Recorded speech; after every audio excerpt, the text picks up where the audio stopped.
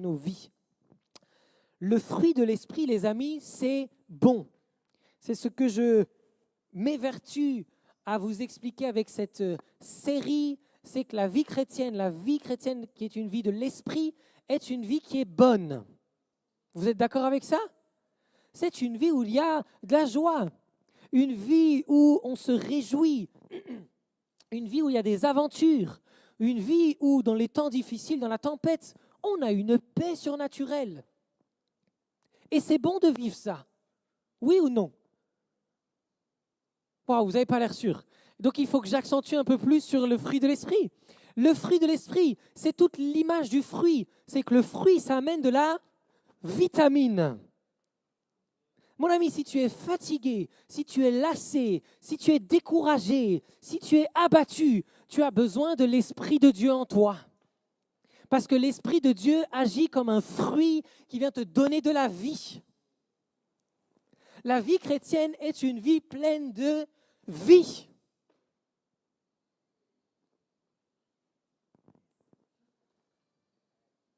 Des fois, en vous regardant, je me dis, mais ils me prennent pour un fou, non? Hein? Les amis, c'est pas normal. Moi, je vais parler demain de la joie, pardon. C'est pas normal que les chrétiens ils tirent des tronches de 6 mètres de long, tout le temps. Pour certaines circonstances, je l'ai déjà dit, c'est compréhensible. Mais j'ai l'impression que des fois, les chrétiens, ils viennent à l'église, tu as l'impression que c'est le pire effort qu'ils aient pu faire de la semaine. On vient à l'église. On a fait un effort surhumain, on a réussi à être là à 10h05 ce matin. Merci. On a l'impression que la vie chrétienne, c'est pas un long fleuve tranquille, c'est un enchaînement de difficultés les unes après les autres. C'est pas, mon ami, si tu vis ça, c'est pas normal. Ce n'est pas la vie que Dieu t'appelle à vivre. J'ai l'impression que les chrétiens, ils attendent qu'une seule chose. Vivement le retour de Jésus, qu'on soit libéré de cette vie difficile. C'est vrai. Mais il n'est pas encore revenu. Donc tant qu'il n'est pas revenu, c'est qu'il veut que tu vives une vie abondante. La vie avec l'esprit, elle est bonne et elle a été donnée avec abondance. Ça doit déborder, mon ami. Est-ce que tu peux dire avec moi déborder? J'ai regardé si tout le monde le disait. Déborder. Et ici, déborder. Seb. Déborder. Voilà, je dois avoir des dents ce matin. Débordement, profusion. La vie chrétienne, ça doit être du fun. Si tu t'ennuies dans ta vie chrétienne, c'est pas normal. Ça doit être du fun. Et même si j'aimerais continuer à vous dire tout ça pour vous encourager et vous donner envie, j'aimerais vous rappeler qu'on a quand même cette habitude de plus en plus dans le monde dans lequel on vit, c'est qu'on aime s'arrêter sur ce qui est bon. Vous avez déjà remarqué ça? On aime qu'on nous dise des choses bonnes. Hein? C'est vrai? Jean-Luc, tu es d'accord avec moi? On aime le message qui va nous faire le plus de bien, c'est un message sur la grâce. Tu prêches sur la grâce, tu dis que tes péchés sont pardonnés, que quoi que tu aies fait, c'est réglé, ou sur la joie. Tous ces messages-là, les chrétiens vont venir te voir à la fin et te dire « Wow, pasteur, excellent message, ça fait du bien, ça m'a encouragé. » Par contre, tu prêches sur la repentance, là, d'un coup, il y a moins de chrétiens à la fin qui disent « Merci, pasteur. » Hein? On aime recevoir des messages qui nous font du bien, j'ai envie de dire et d'abuser un peu, qui nous cajolent. Hein? C'est bien ce que vous faites. C'est bien ce que vous êtes. On aime qu'on nous dise qu'on fait bien. Même si on sent que ce n'est pas hyper bon, on aime qu'on nous dise « Ah ». On préfère que quelqu'un nous dise qu'on est bon dans ce qu'on fait, même si en vrai, on ne l'est pas vraiment. Quand au travail, moi il y a des fois au travail, je voyais les chefs, ils allaient voir quelques personnes, ils disaient ah merci pour ce que tu fais, etc. C'est excellent. Et moi j'étais là derrière, je disais mais c'est pas vrai, mais c'est pas vrai, il travaille pas bien. Tu peux pas lui dire c'est excellent. Ton travail il l'a bâclé, son travail il l'a fait. Hein? Vous voyez de quoi je parle? Tu dis, bah, mais parce qu'on aime bien qu'on nous dise que c'est bien, et pour garder tout le monde dans une même dynamique, des fois, les chefs, ils disaient des trucs. J'étais là, mais c'est pas possible. Je crois, les amis, que si on ne voit la vie que par ce qui est bon et positif, on n'avance jamais. Vous êtes d'accord avec ça? Bon, peut-être vous n'êtes pas d'accord, c'est pas grave. Mais on va voir ce que la Bible en dit. Parce que c'est mon avis, mais le plus important, c'est ce que la Bible en dit. Je crois que si on ne regarde pas à un moment donné courageusement en face ce qui ne va pas chez nous, eh bien, on n'avance jamais. Si on est toujours à se dire, ah ben non, moi ça va, je suis bien. Moi, je suis le meilleur.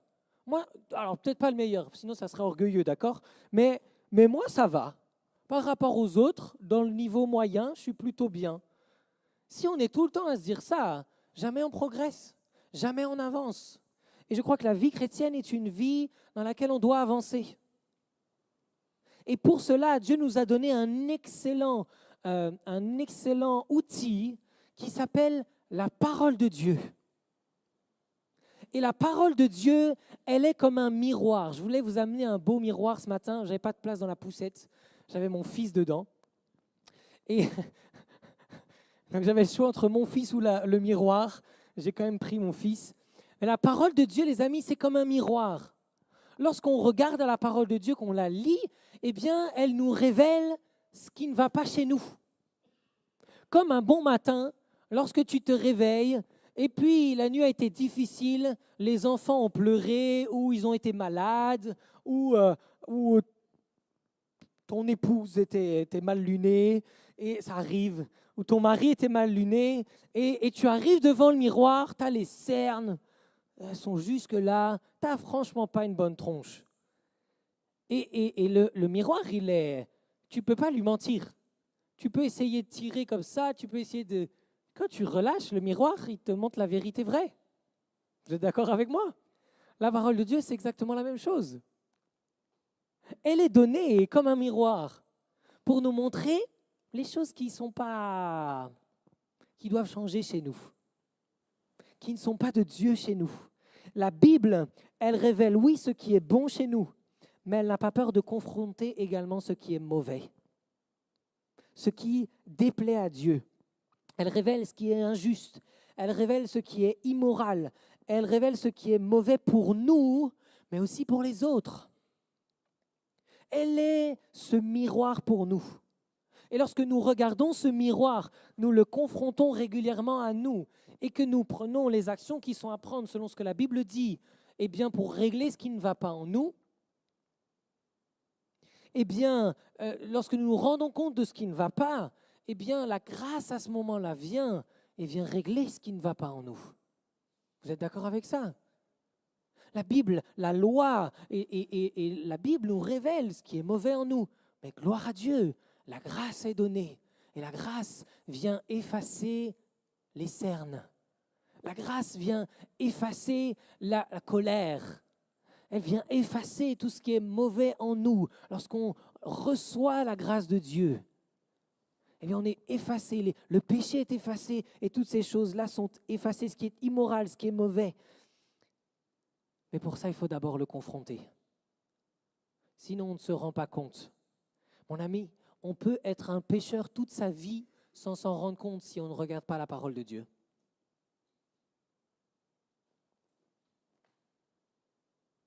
Tu peux mourir pécheur toute ta vie.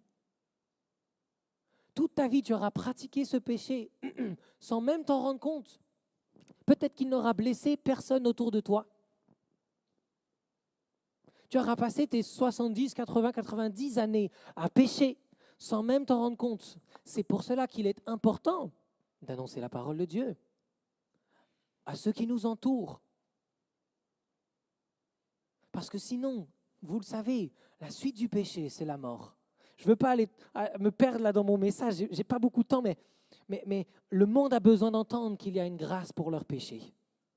Le monde a besoin d'entendre. Le monde a besoin d'être confronté à ce que Dieu rejette. Le monde a besoin d'être confronté à ce que dit la parole de Dieu. Le monde a besoin de cela. Et l'Église doit être une Église qui se pose sans compromis pour dire non, ceci est incorrect aux yeux de Dieu. Ceci est immoral aux yeux de Dieu. Vous pouvez ne pas être d'accord, vous pouvez dire qu'on est intolérant, mais la Bible dit cela par rapport à ce péché, par rapport à ces choses-là, et nous tiendrons fermes sur ce que la Bible dit. Il y a encore des chrétiens qui sont prêts à faire ça? Sinon, il faut réécouter le message de Trésor la semaine dernière. Ce dimanche, les amis, j'ai envie de m'arrêter sur le fruit de la chair. Tout l'été, je vais développer le fruit de l'esprit. Mais pour comprendre réellement le fruit de l'esprit, il faut regarder au fruit de la chair. Ce matin, le thème, c'est chair vs esprit. La chair contre l'esprit. Et je nous invite au travers de ce message à regarder profondément, honnêtement nos cœurs avec le miroir de la parole de Dieu ce matin. C'est là mon seul désir, c'est que ce matin tu puisses laisser la parole de Dieu refléter ton reflet et le regarder sincèrement, honnêtement, sans rien rejeter, sans se dire ça je le réglerai demain, ou sans te dire mais ça l'autre il est pire là-dedans. Non, regarde franchement au miroir de la parole de Dieu ce matin. Vous pouvez vous engager à ça avec moi ce matin? Oui? Yes? Levez la main pour voir si vous vous engagez à ça, à regarder le miroir en face. Quelques-uns, d'accord, ok. Les autres, le Seigneur va faire son œuvre. Le fruit de la chair. Le fruit de la chair, d'abord, je veux m'arrêter parce qu'on le cite, ça pourrait faire partie de ma série Nomo, d'accord? Mais la chair, c'est quoi? Parce que c'est un terme qu'on utilise dans les églises, mais finalement, qu'est-ce que ça veut dire? Est-ce que c'est les muscles? Est-ce que c'est ces choses-là? Non, la chair, dans le sens biblique, dans le sens spirituel, c'est tout simplement le fruit du péché dans l'homme. Le fruit de la présence du péché dans l'homme. C'est notre nature, d'accord? Celle que tu as, que j'ai, que vous avez, que nous avons, tous et toutes hérités d'Adam et de Ève. Notre ancêtre commun. Les évolutionnistes disent que notre ancêtre commun, c'est un singe. Moi, je crois et je sais que notre ancêtre commun, c'est Adam et Ève, et que ce n'était pas un singe. Notre ancêtre commun, mon ancêtre commun, c'est Adam, et ce qu'il m'a transmis, l'ADN qu'il m'a transmis, c'est le péché. C'est une nature pécheresse, une chair.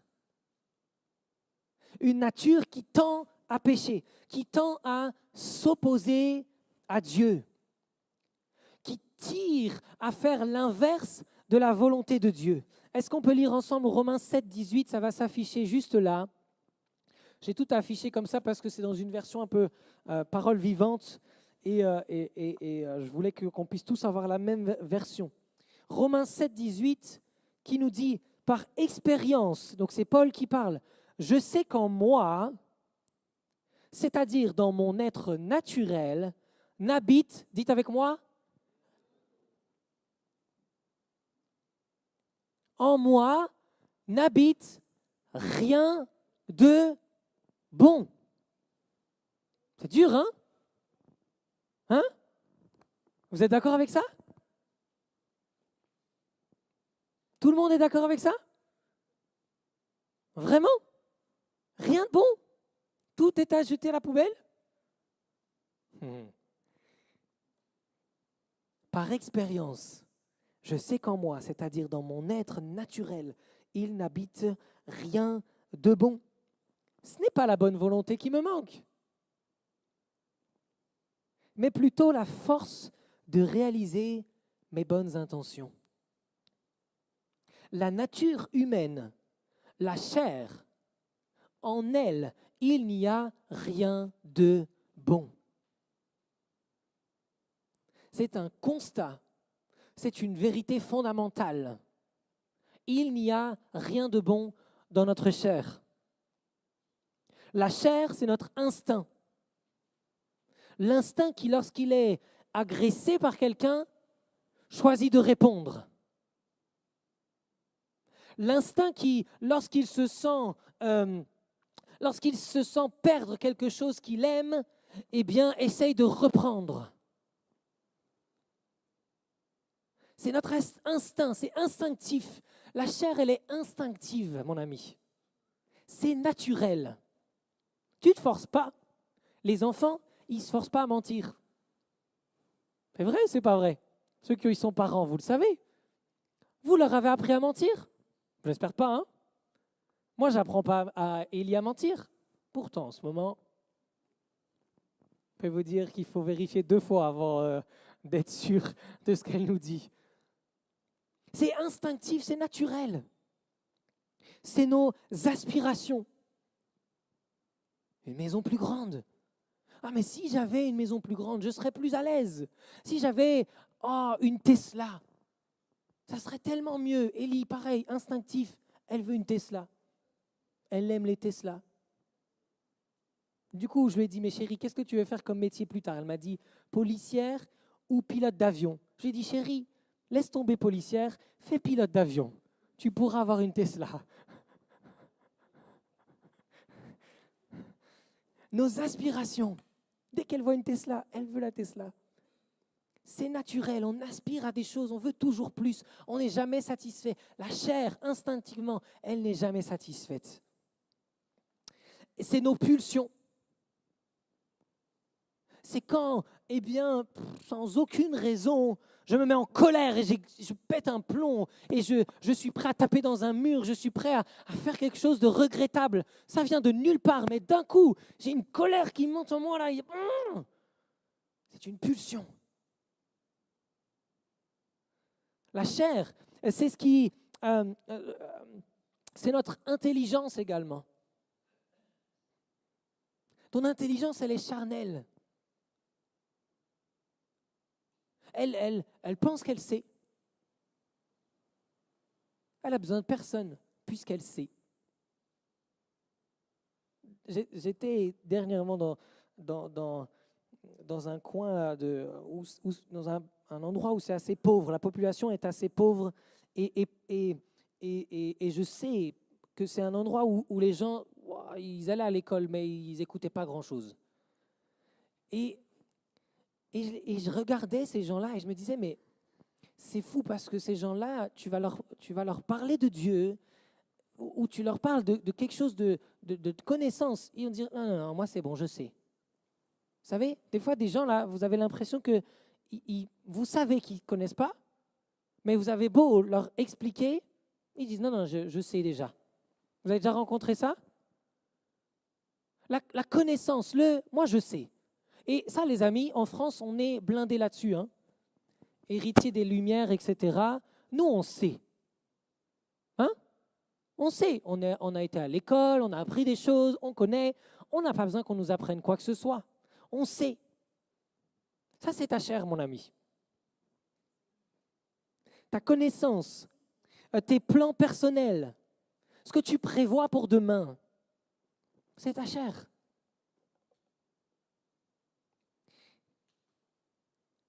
Troisième chose, la chair, c'est aussi notre caractère. Des fois, moi, j'ai des chrétiens, ils me disent, mais ça, c'est mon caractère, je ne peux rien y changer. J'ai envie de dire, mais le mot caractère, il est un peu long. Dis plutôt chair. Ta chair. Ta chair, elle t'amène à avoir un sale caractère. Ta chair, elle t'amène à, lorsque quelqu'un te reprend et te dit, là, c'est pas bien ce que tu as fait. C'est pas correct ce que tu as fait. Ton caractère, ta chair, te fait dire, mais il est qui celui-là pour me reprendre? C'est qui lui? Il se prend pour qui? Il pense qu'il sait mieux que moi? Ça, c'est la chair.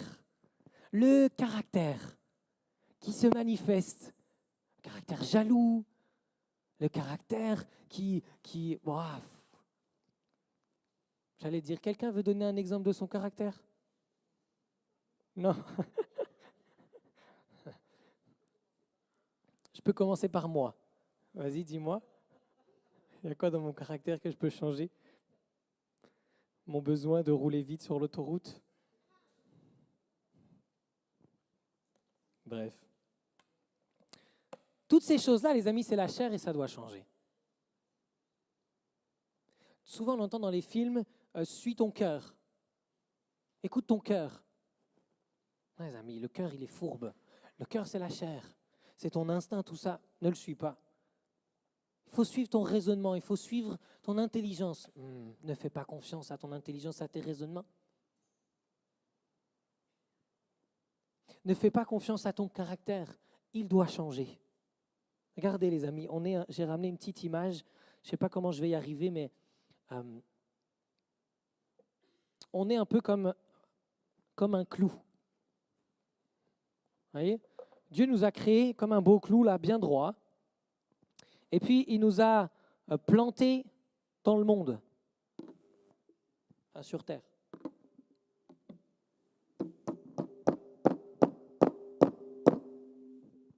Ça résonne, hein? Voilà, il nous a plantés sur terre, il nous a mis sur terre. On est né, on est arrivé sur terre. On était bien. Mais malheureusement, donc ça c'est Adam et Ève, d'accord? Ils étaient bien.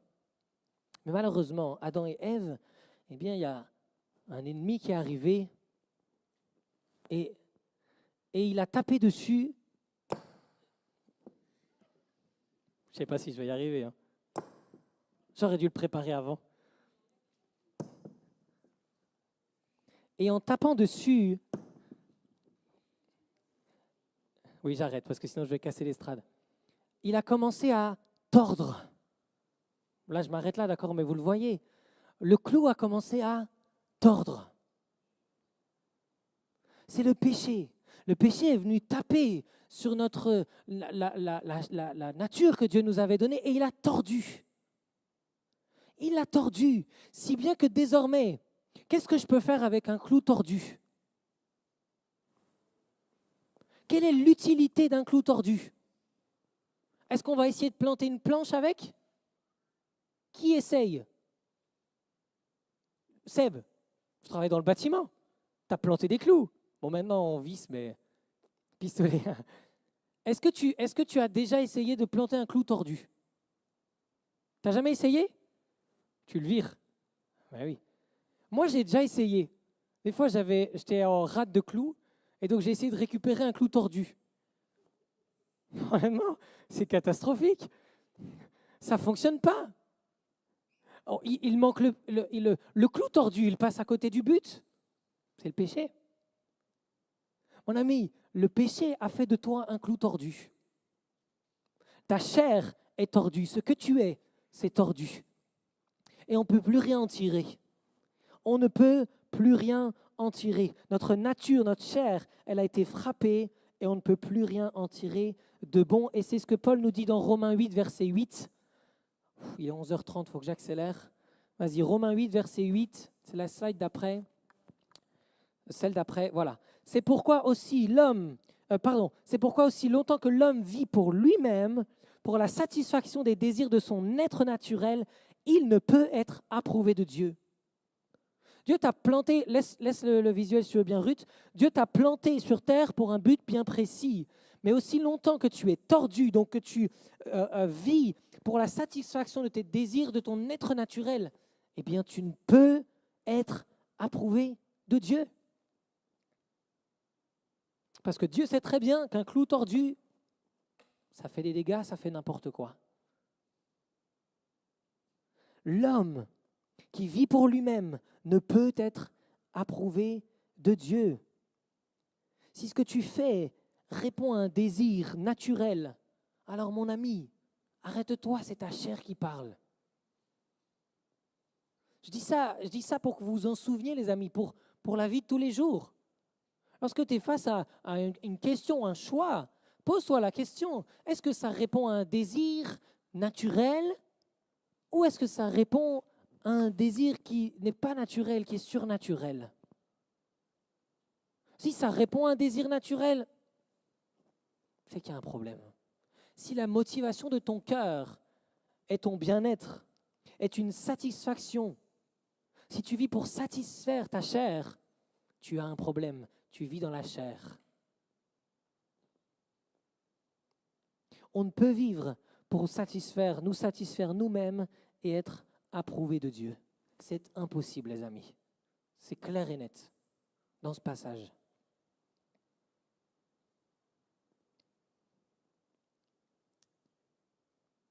Je prenais cet exemple. Je me rappelle quand j'étais plus jeune là et que mes amis m'invitaient en soirée, ils m'invitaient à boire un coup et ils me proposaient de boire. Et je me rappelle que moi je refusais, je voulais pas. Et après, avec l'expérience en grandissant, il y a des voilà, tu commences à boire un petit peu, mais tu te contiens, etc. Tu fais gaffe.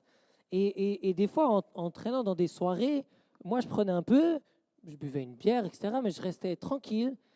Et je voyais des gars qui, sous la pression du groupe, vous voyez ce genre d'ambiance-là, on est ensemble, le groupe pousse et dit, allez, vas-y, bois un coup de plus, bois un coup de plus. Et le gars qui avait dit au début, non, non, je serai sage, finissait par être complètement ivre. Vous avez déjà vu ce genre d'exemple? Ouais? Ou alors vous êtes vraiment des chrétiens. D'accord. Donc il n'y a que le pasteur qui a vécu ce genre de choses. Mais pourquoi on prend facilement le verre de trop avec l'alcool? C'est un exemple qui révèle là où est la chair. Parce que ça répond à un désir naturel. Non pas le désir de boire de l'alcool. C'est pas ça le désir naturel. Ça, c'est l'addiction qui en est après. Le désir naturel, c'est acceptation. C'est je veux faire partie du groupe, je veux être accepté. Et donc, voulant être accepté, mon désir naturel, être accepté par les autres, je bois un peu plus. Le désir naturel, c'est fierté. C'est, mais attends, l'autre, il a bu 3 verres, je peux bien... je suis un bonhomme, hein. Je peux bien boire un verre de plus, hein. Ça va aller, je vais tenir le coup, hein. Moi, je suis sobre, hein. Fierté. Le désir naturel face à l'alcool, c'est le besoin d'approbation du groupe. Le groupe me valide. Je me sens équivalent au groupe. Vous voyez, vous comprenez? Il est là le désir de la chair. Le désir de la chair, ce n'est pas l'alcool en tant que tel. C'est les motivations qui sont derrière. On ne peut vivre pour nous satisfaire nous-mêmes et être approuvés de Dieu. Il y a de ce fait en nous un combat. Vous êtes d'accord avec ça? Il y a des combats qui se livrent en nous. Est-ce que je peux avoir un gars, un grand gars, là, solide baraque, là, qui vient devant? Mathieu, viens, t'es solide, t'es baraque. Et est-ce que je peux avoir, je ne sais pas s'il y a un petit gars qui va être motivé. Est-ce qu'il y a un petit gars qui veut venir? Oui, bon, c'est un petit gars, mais vas-y, viens. Je pensais à un petit garçon, mais tu es aussi petit par la taille.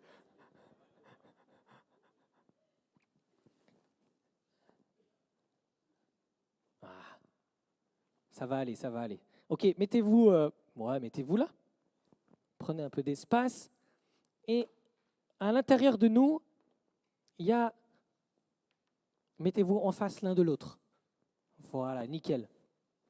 Il y a un combat à l'intérieur de nous.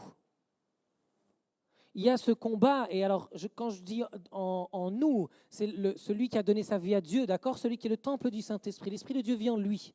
Eh bien, en lui, il y a l'Esprit de Dieu qui est là et qui pousse dans une certaine direction. Et de l'autre côté, il y a ma chair qui pousse dans une autre direction.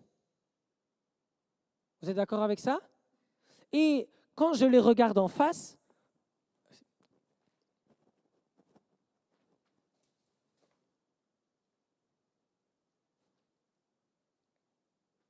tiens, monte dessus s'il te plaît. Si tu arrives à être debout, ça serait nickel. Ça va?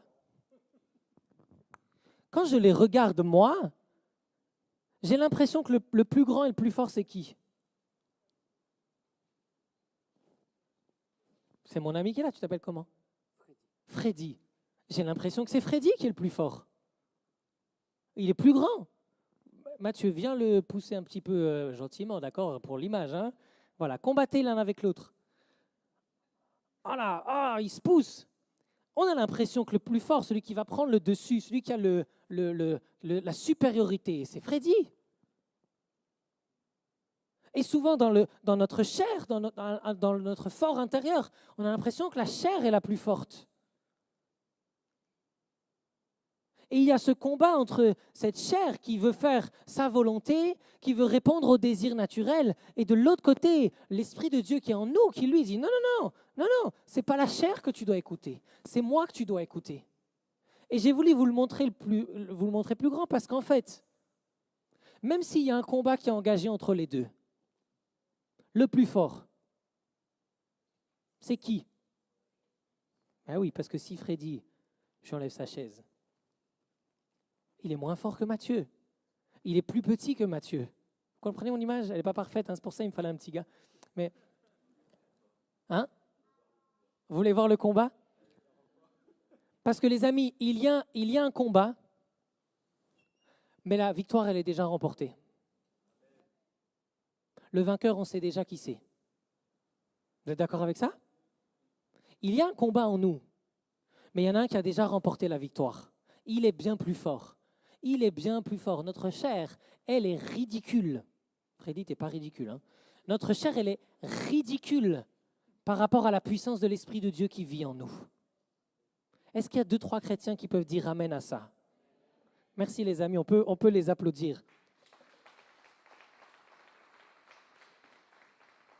Tu peux mettre Galates 5, versets 17 à 18. Il y a, quand Dieu vient vivre en nous, il y a un combat qui s'engage.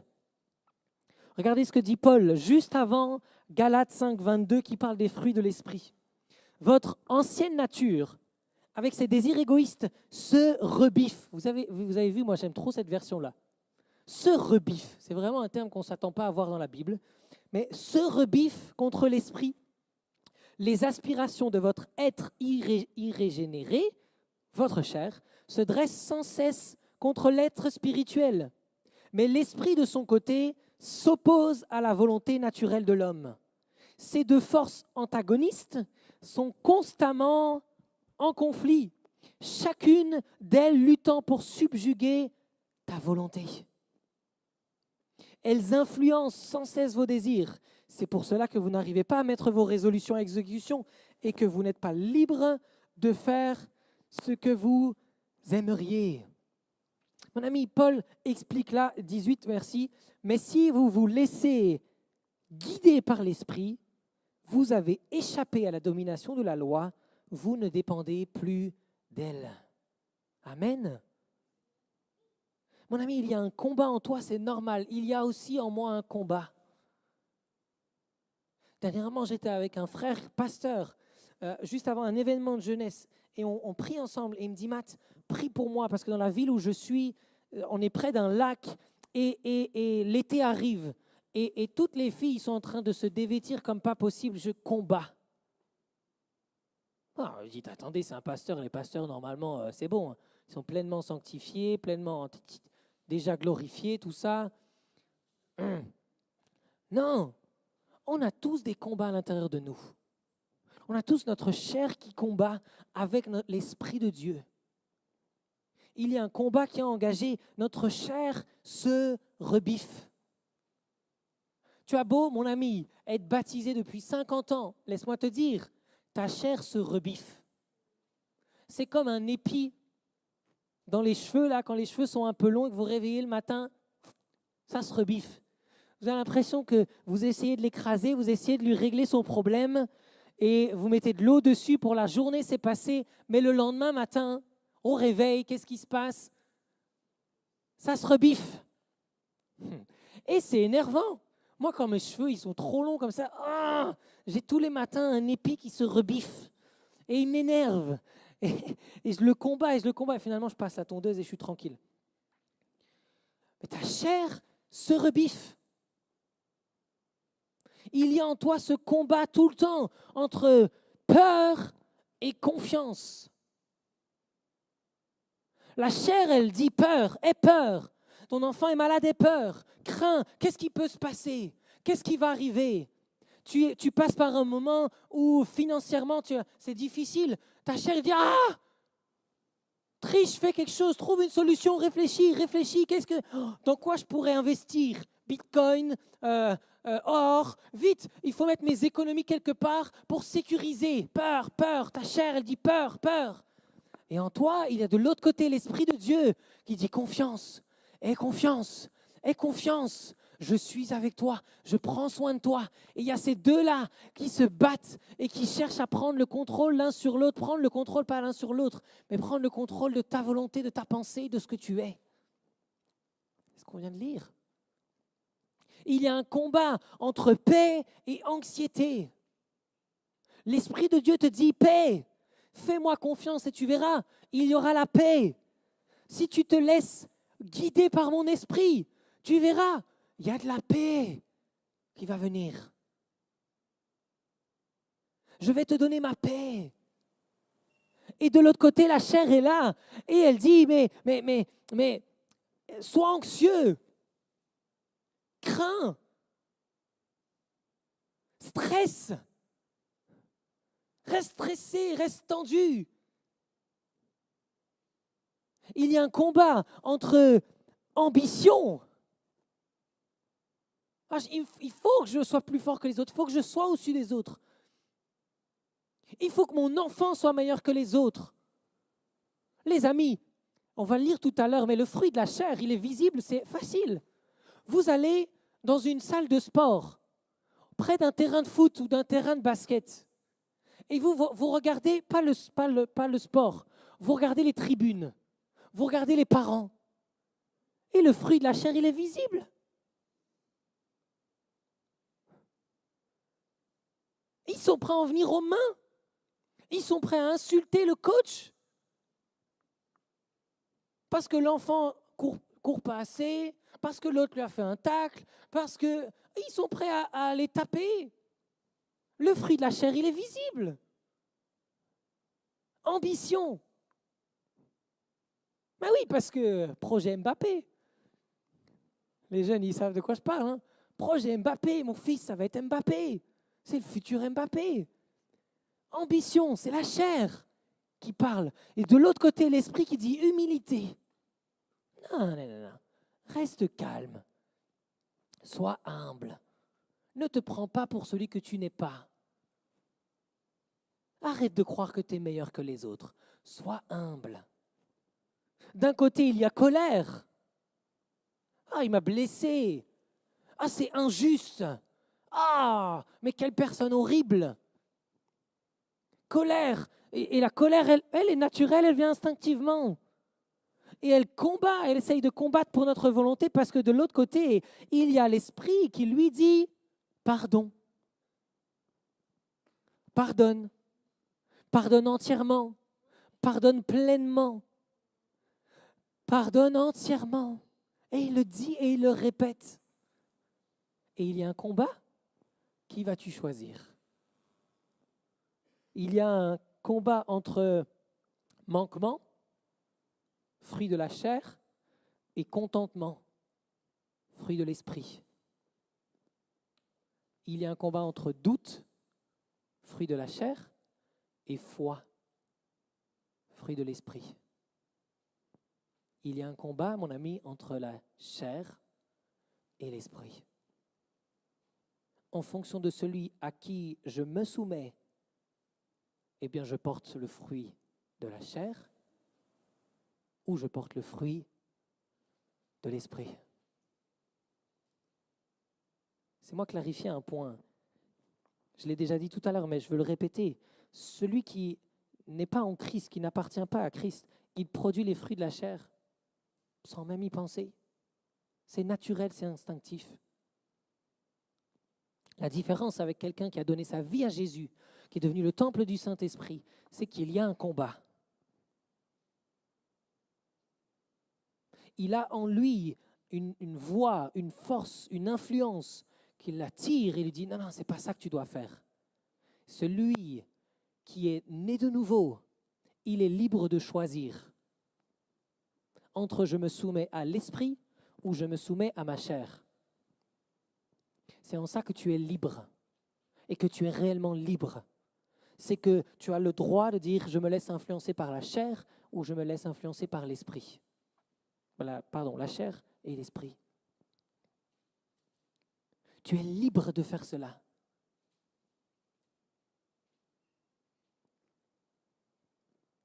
J'avance un petit peu, je passe une des images, mais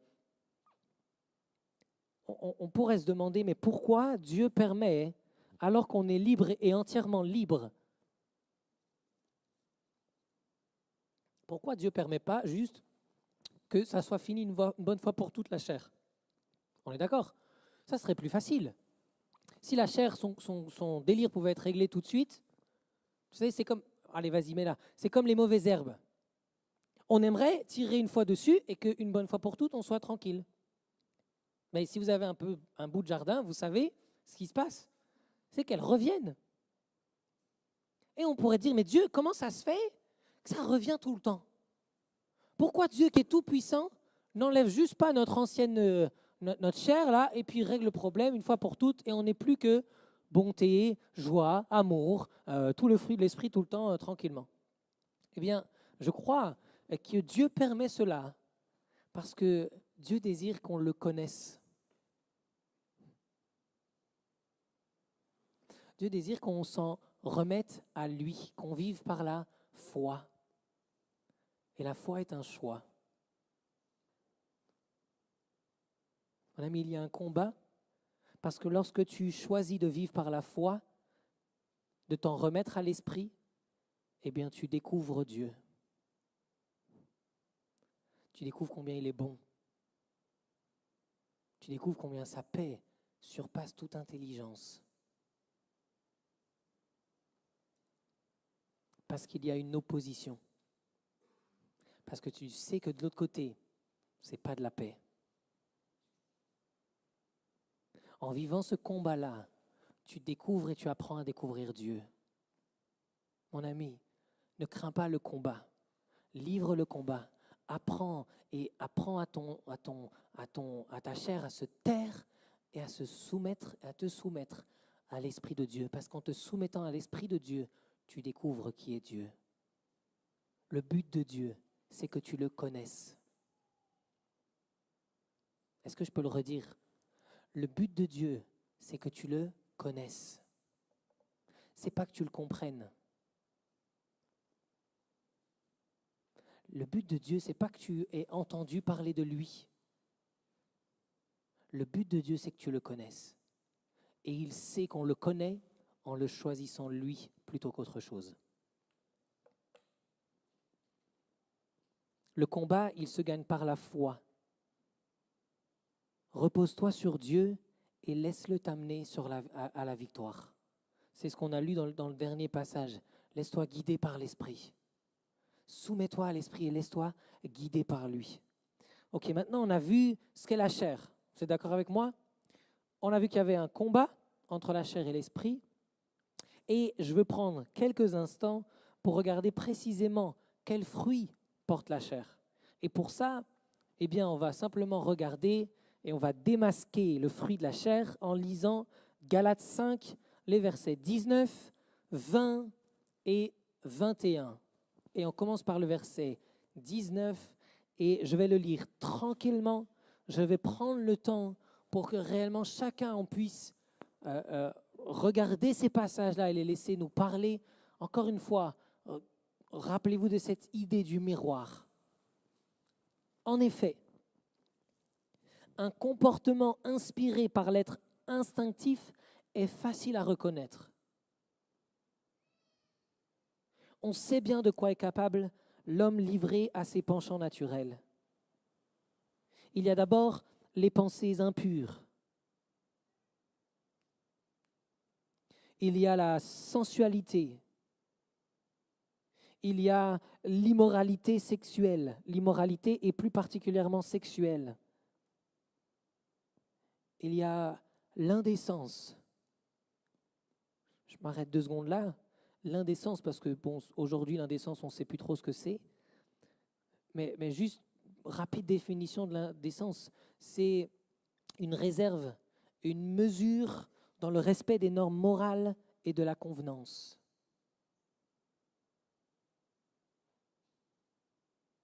L'indécence, c'est je ne respecte pas la morale, je ne respecte pas une certaine réserve par rapport aux autres, par rapport à ce que mon image peut renvoyer aux autres, une certaine réserve par rapport à ce que je renvoie aux autres. Je continue le libertinage. Aller d'un copain à un autre copain, puis ensuite encore un autre copain, et puis encore un autre copain. L'adultère. La débauche. C'est ensuite l'adoration des faux dieux, les superstitions, l'occultisme, la sorcellerie et la magie. Puis, eh bien, ce sont les inimitiés, les discordes, les querelles. Oh, les inimitiés. Oh, inimitié. La jalousie. Le mauvais caractère. Les accès de colère. Les intrigues. Essayer de trouver un moyen détourné pour arriver à mon but. Les cabales, les rixes, les rivalités inspirées par des ambitions égoïstes. Oh, les rivalités inspirées par des ambitions égoïstes. Les amis, je fais une pause là parce que je veux clarifier un point sur ça. Paul est en train de parler à des chrétiens. On pourrait se dire que c'est des non-croyants que Paul est en train de relever ce qui se passe dans le monde. Mais mon ami, il parle à des chrétiens. Ça va? Je n'ai pas besoin de faire plus long sur la pause. Des rivalités inspirées par des ambitions égoïstes et aboutissant à des dissensions et des scissions dans l'Église. Oh, et là, après, il doit parler à des pasteurs, à mon avis. C'est l'esprit de parti. Le sentiment d'être seul dans la vérité. Des pasteurs ou voilà, d'autres. Ce sont les fausses doctrines et le cortège de divisions qu'ils les apportent. Le fruit de la chair, c'est la haine. C'est l'envie. C'est l'ivrognerie, la gloutonnerie, les beuveries. Pas beuverie la forêt, Les ripailles. Je m'étais dit que j'allais m'arrêter sur les ripailles, mais je vous laisse aller regarder dans le dictionnaire ce que ça veut dire. Autre excès de ce genre. Et il termine en disant « Je ne puis que répéter ce que j'ai déjà déclaré, celui qui commet de telles actions n'a aucune part à l'héritage du royaume de Dieu. » Quelqu'un dira « Si le plus grand pécheur que vous connaissez n'est pas vous, alors vous ne vous connaissez pas très bien. » Je le répète, d'accord? Si le plus grand pécheur que vous connaissez n'est pas vous, alors vous ne vous connaissez pas très bien. Les amis, je ne sais pas ce que ce passage, chacun de ces mots-là a eu comme effet sur toi, mais je suis sûr qu'il n'y en a pas un d'entre nous qui peut se dire « Moi, je suis en dehors de tout ça. Moi, ça ne me touche pas, ça. »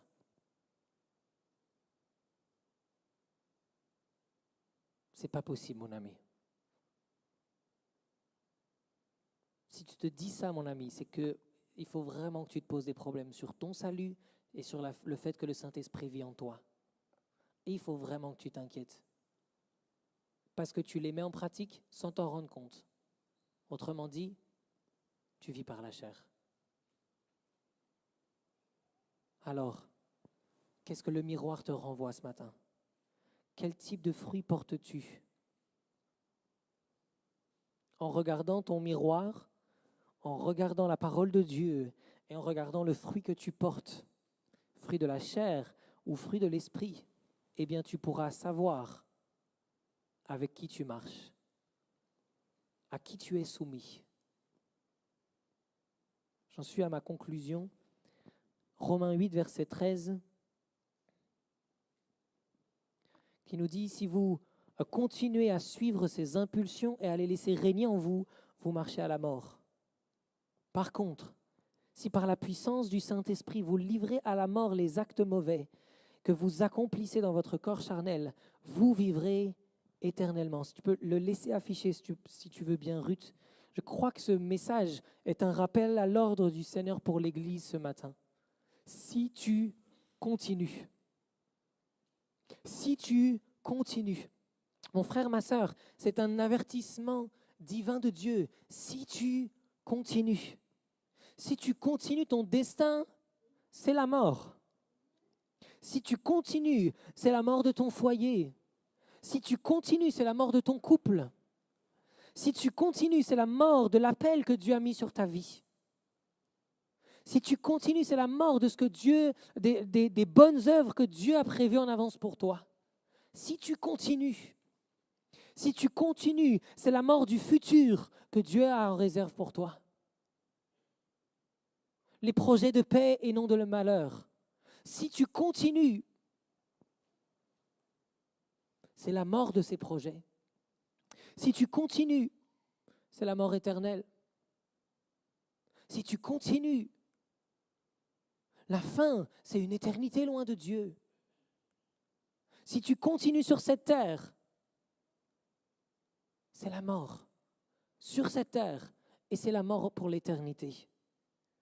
Oh, si tu continues à vivre par la chair, mon ami, Église de Dieu, toi qui es croyant, toi qui as donné ta vie à Dieu, si tu continues, s'il te plaît, arrête-toi ce matin. Ne continue pas. Regarde avec courage la parole de Dieu et choisis de vivre en te soumettant à l'Esprit de Dieu et en refusant de te soumettre à la chair. S'il te plaît, arrête-toi sur ton chemin. Ne continue pas sur ce chemin-là. Le chemin de la chair, il conduit à la mort. Le chemin du péché, oui, il est large et vaste, c'est facile d'aller dessus. Le chemin qui mène à la vie, oui, il n'est pas facile, mais il conduit à une vie éternelle. Il conduit à une vie éternelle et à une vie fruitée sur cette terre. Vous savez pourquoi je le dis? Parce que dans ce verset Romains 8, 13, il dit « par contre ». Oh, gloire à Dieu pour ce par contre. C'est vrai ou c'est pas vrai? Si tu continues, eh bien, tu marches vers la mort. Par contre. Par contre, il veut dire, il y a une autre option. Il y a moyen de ne pas continuer. Il y a moyen de sortir de ce chemin qui te mène à la mort. Par contre, si tu choisis de laisser la puissance du Saint-Esprit mettre à mort les mauvaises œuvres en toi, eh bien, tu vivras éternellement. Par contre, gloire à Dieu pour ce par contre. Ce par contre, il est le mot qui reflète la grâce de Dieu ce matin pour toi. Oh mon ami, que tu sois un chrétien ou que tu sois, comme je le disais tout à l'heure, eh bien peut-être que tu es là et tu es juste pécheur et tu le fais sans même t'en rendre compte. Et en lisant ces passages tout à l'heure de Galates, tu t'es dit, mais c'est vrai, moi je pratique ça, je m'en rendais même pas compte, j'ai de l'envie, j'ai de la jalousie, je m'en rendais même pas compte. Oui, je sais que la jalousie, c'est pas bon, mais l'envie, je pensais que c'était bon, l'ambition, je pensais que c'était bon. Et là, la Bible me dit que c'est pas bon, il y a peut-être un truc qui va pas. Tu es peut-être en train d'ouvrir les yeux, peut-être que tu fréquentes l'Église depuis quelque temps et tu es en train d'ouvrir les yeux sur la nature de ta chair qui est là et qui t'amène à faire n'importe quoi. Laisse-moi te dire ce matin, mon ami, si tu te rends compte en cet instant et tes yeux sont en train de s'ouvrir sur ta chair et le pouvoir de la chair sur toi, laisse-moi te dire, il y a un par contre, il y a une grâce. Tu peux prendre un autre chemin. Jésus est mort pour ce par contre. Jésus a donné sa vie pour que tu sortes de la domination du péché et de la chair et que tu aies l'opportunité de vivre par l'Esprit et de vivre réellement et de vivre pleinement et de vivre éternellement. Il y a une grâce pour toi ce matin. Oui, le fruit de l'Esprit, le fruit de la chair produit la mort, mais le fruit de l'Esprit produit la vie et la vie en abondance. Tu peux choisir ce matin d'écouter l'Esprit et de t'abandonner entre ses mains. Mes amis, cette parole, elle est pour chacun, elle est pour toi qui découvre Dieu, mais elle est également pour le chrétien depuis longtemps. Elle est également pour chacun d'entre nous. Est-ce que tu laisses encore l'Esprit te guider? Toi qui découvres la vie chrétienne, qui découvre la Bible, eh bien, si tu t'abandonnes entre les mains de l'Esprit, l'Esprit va te faire naître de nouveau. Le clou tordu va être redressé. C'est un nouveau clou qui va être mis. C'est même pas le clou tordu qui est redressé, c'est un nouveau clou. Si tu t'abandonnes à l'Esprit, il peut effacer tout ton passé, il peut rectifier ta course. C'est ce qu'il a fait. Il y a une autre option que de vivre comme tu le vis aujourd'hui. Et pour toi qui es chrétien depuis longtemps et qui a perdu la sensibilité à l'Esprit qui vit en toi, qui ne marche plus par l'Esprit, mais qui marche plus que par la chair, qui a abandonné la marche par l'Esprit, il y a un par contre encore pour toi. Il y a un si tu continues et il y a un par contre. Il y a une grâce encore pour toi ce matin. Celui qui choisit d'être dirigé par l'Esprit est fils de Dieu. Celui qui est dirigé par l'Esprit de Dieu est fils de Dieu. Il n'est plus esclave. Il est introduit dans la famille de Dieu. Il est enfant de Dieu et de ce fait, il est héritier de tous les trésors de Dieu. Celui qui marche par l'Esprit. Est-ce que tu es conscient de ça pour toi, mon ami, ce matin? Comme son propre fils, comme Jésus, tu es tout autant héritier de Dieu que Jésus l'est. Héritier de la gloire de Dieu. Oh mon ami, cette vie, c'est le vivre réellement dont nous parle Paul. Vivre en enfant de Dieu, vivre en héritier, vivre en étant partenaire du Saint-Esprit, en étant conduit par lui, soumis à lui. Et ça, mon ami, c'est une vie pleine, une vie riche, une vie vivifiée par l'Esprit de Dieu. Tu es libre de ton joug, libre de l'esclavage. C'est un avenir plein de promesses qui t'attend, rempli d'œuvres excellentes pour son royaume. Rempli d'œuvres excellentes pour son royaume. Je veux terminer, il est midi 4. Est-ce qu'on peut juste fermer les yeux? Je suis arrivé à ma conclusion. Mais je crois ce matin, mon ami, qu'il y a un appel de Dieu. Si tu continues,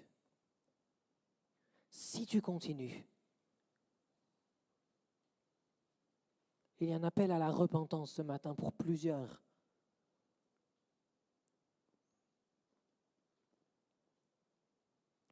Je veux répéter comme Paul l'a dit juste avant, il a répété, celui qui pratique les choses de la chair n'est pas un vrai chrétien. Est-ce que ces paroles peuvent nous toucher encore ce matin? Celui qui pratique les œuvres de la chair n'est pas un vrai chrétien.